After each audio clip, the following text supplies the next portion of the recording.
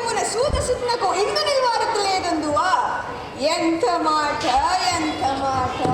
ఇది క్షాత పరీక్ష కానీ క్షత్రియ పరీక్ష కాదే. కాదు, కాకూడదు. ఇది కుల పరీక్ష అందువా.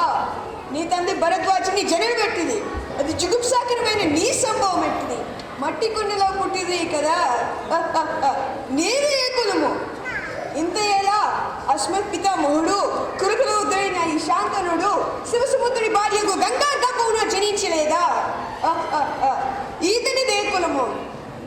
నాతో చెప్పిస్తవేమయ్యా. మా వంశమునకు మూల పురుషుడైన వశిష్ఠుడు దేవవేశకు ఊర్వశి పుత్రుడు కాడా?